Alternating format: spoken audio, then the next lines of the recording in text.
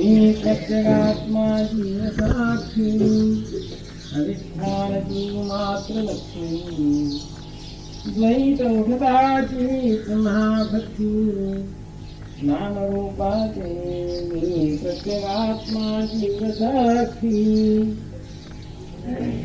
ಸಾಧಕ ಅಭ್ಯಾಸ ಏನು ಮಾಡಬೇಕು, ಅನುಸಂಧಾನ ಹೆಂಗೆ ಮಾಡಬೇಕು ಇದಕ್ಕೆ ಸಂಪೂರ್ಣವಾಗಿ ನಾವು ಯಾವಾಗಲೂ ತನ್ನ ನಿಜ ಸ್ವರೂಪವನ್ನು ಲಕ್ಷಿಸಿ ಅದಕ್ಕೆ ಅಧಿಷ್ಠಾನ ಸಾಕ್ಷಿ ಅಂತ ಚೈತನ್ಯ ಸಚ್ಚಿದಾನಂದ ಇಂಥ ಒಂದು ಕೇವಲವಾದ ನಿಜ ಸ್ವರೂಪವನ್ನು ಲಕ್ಷಿಸಿ ಆ ಸ್ವರೂಪತೆಯಿಂದೇ ಇರುವಂತಹ ಅಭ್ಯಾಸಗಳನ್ನು ಮಾಡಬೇಕು. ಈಗ ಹೆಂಗೆ ಒಬ್ಬ ಮನುಷ್ಯ ಯಾವಾಗಲೂ ಏನಾದರೂ ಆಗಿರ್ತಾನೆ, ಒಂದು ಜೀವ ಆಗಿರ್ತಾನೆ, ಒಬ್ಬ ವ್ಯಕ್ತಿಯಾಗಿರ್ತಾನೆ.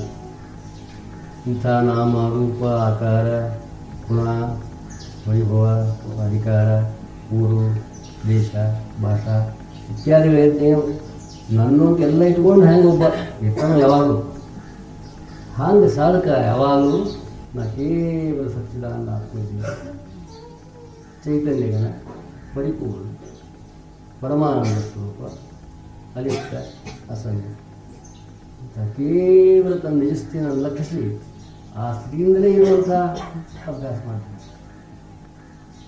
ಇದ್ದೀನಿ ಅಂತ ಅನ್ನೋದು ಮೊದಲ, ಆಮೇಲೆ ಇದ್ದು ಬಿಡೋದು ಎರಡನೇ.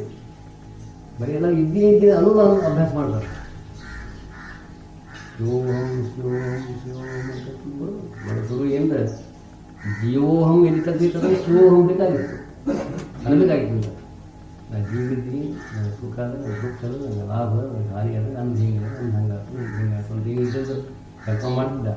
ಅಲ್ಲಿ ಬಿಡಿಸ್ಬೇಕಾದ್ರೆ ಶಿವೋಹಂ ಅಂದಾಗೆ ಬಿಡ್ಲಿಕ್ಕೆ ಬರ್ತದೆ. ಜೀವೋಹಂ ಹೋಗ್ತದೆ. ಶಿವೋಹಂ ಅಂದಮೇಲೆ ಅನ್ಕೋತ ಕೊಡುವುದಿಲ್ಲ. ಶಿವ ಅಂದರೆ ಶಿವನೇ ತಾನಾಗಿ ಇರಬೇಕಾಗಿದೆ. ಶಿವ ಸ್ವರೂಪತೆಯಿಂದ